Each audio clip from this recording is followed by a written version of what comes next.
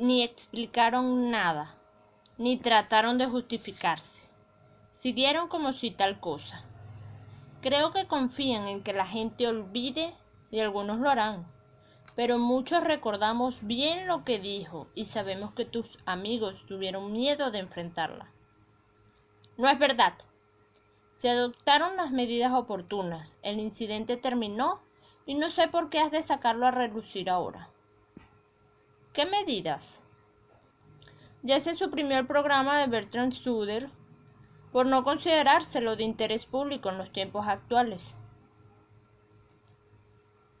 Eso es una respuesta a ella. Se da por terminado el asunto y no hay nada más que decir. Sobre un gobierno que chantajea y extorsiona a la gente. No puedes decir que no se hizo nada. Ha sido anunciado públicamente que el programa de Scudder era nefasto, destructor e indigno. Jim, quiero que entiendas esto. Scudder no estaba asociado con ella, sino contigo. Ni siquiera organizó esa transmisión. Actuaba por orden de Washington. ¿No es cierto? Creí que no te gustaba Bertrand Scudder. No me gustaba ni me gusta. Pero entonces, ¿por qué te preocupa tanto? Era inocente de todo lo que preocupaba a tus amigos, ¿no es verdad? Preferiría que no te mezclaras de política. Hablas como una estúpida. Era inocente, ¿verdad? ¿Y eso qué importa? Lo miró con ojos muy abiertos, incrédula. Entonces significa que solo lo utilizaron como chivo expiatorio. Oh, no adoptes la postura de Eddie Willers. ¿De veras? Pues me agrada Eddie Willers. Es honesto.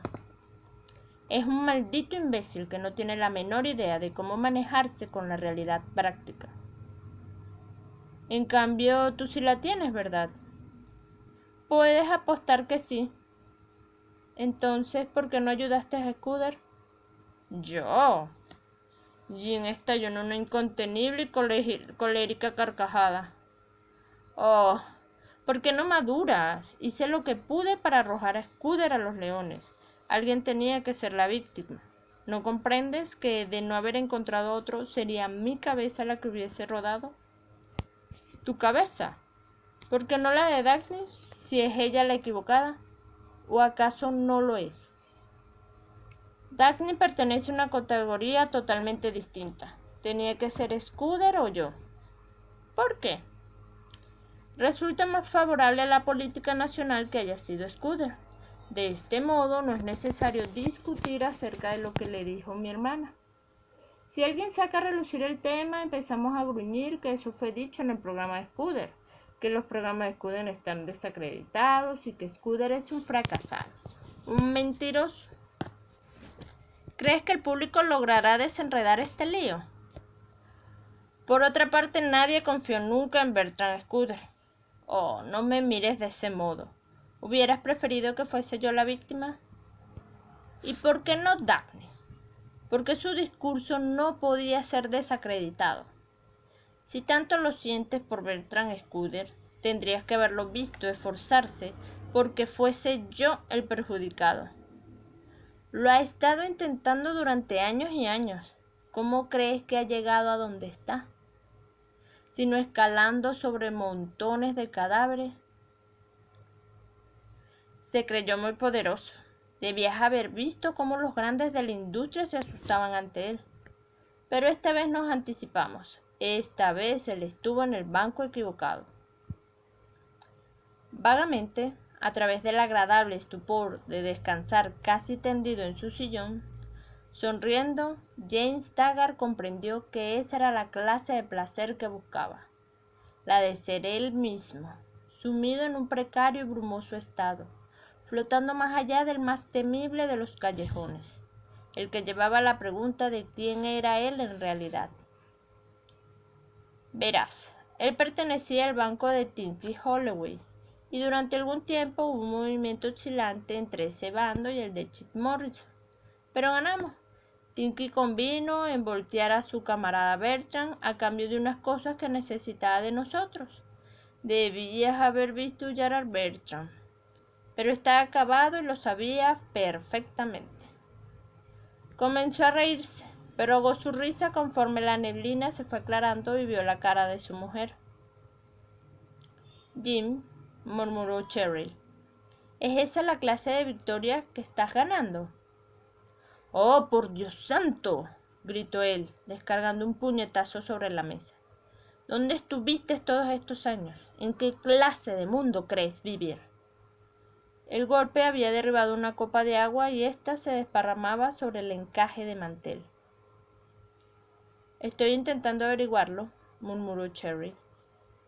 Sus hombros temblaron y su cara cobró repentinamente un aspecto desgastado, avejentado, como si se sintiera fatigada y perdida. No pude evitarlo, estalló él en un silencio reinante. No se me puede reprochar nada. Tuve que tomar las cosas como venían. Yo no inventé el mundo. Ahora Cheryl sonreía, con un feroz y amargo desprecio, extraño para la paciente ex vendedora de la tienda. Eso es lo que mi padre solía decir cuando se emborrachaba en el bar de la esquina en vez de ir a buscar trabajo.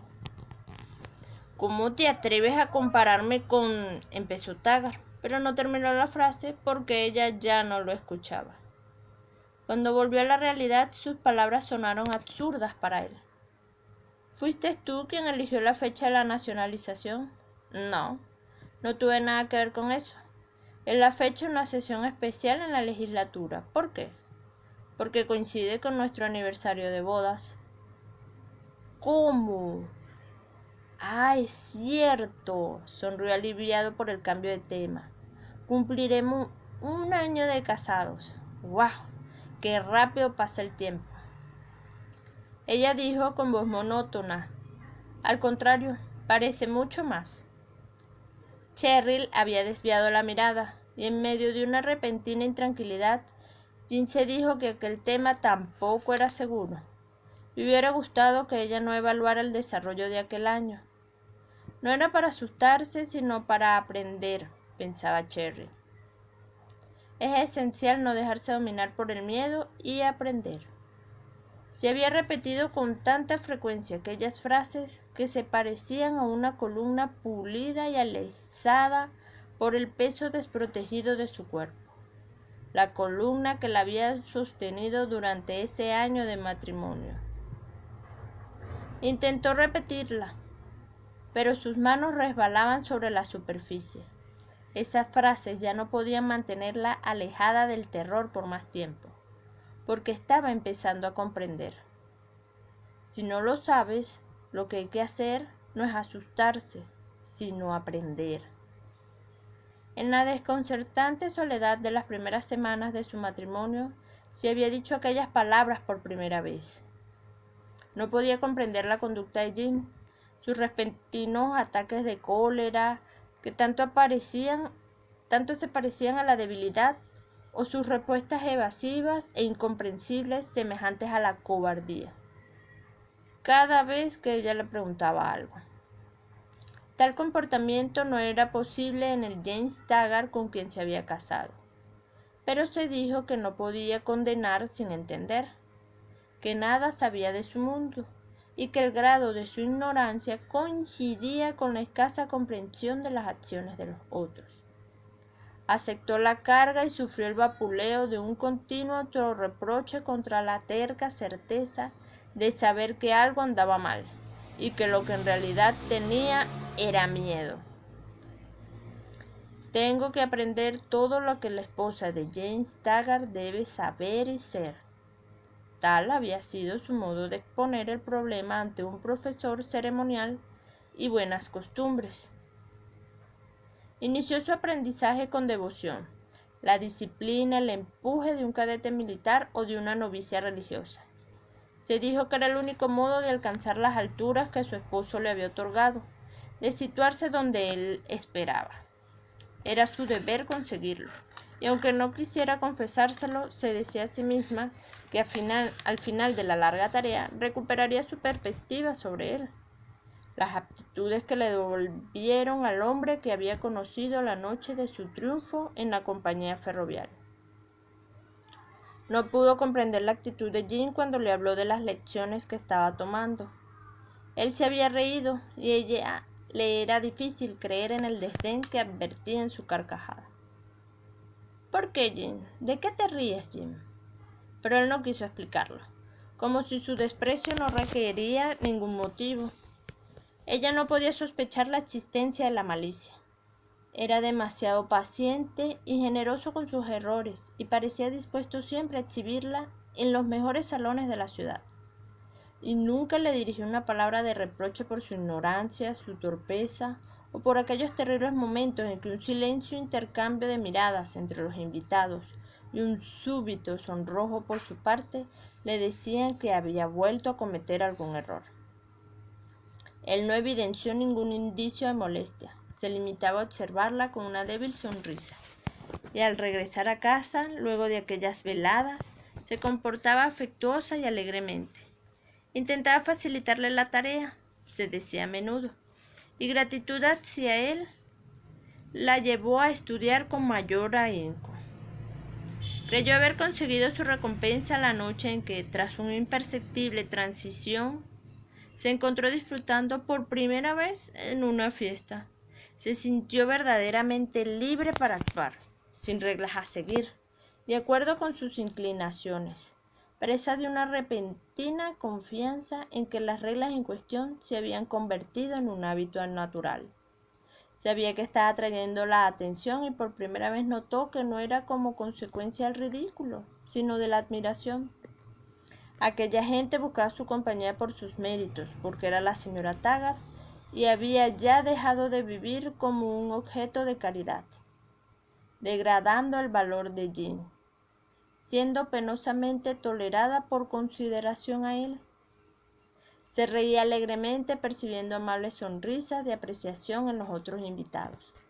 Miraba a Jean a través del salón como si le hubieran entregado un certificado escolar lleno de estupendas calificaciones, rogándole que se sintiese orgulloso de ella, pero él permanecía sentado en un rincón, observándola con mirada indescifrable, y de regreso a la casa no dijo nada.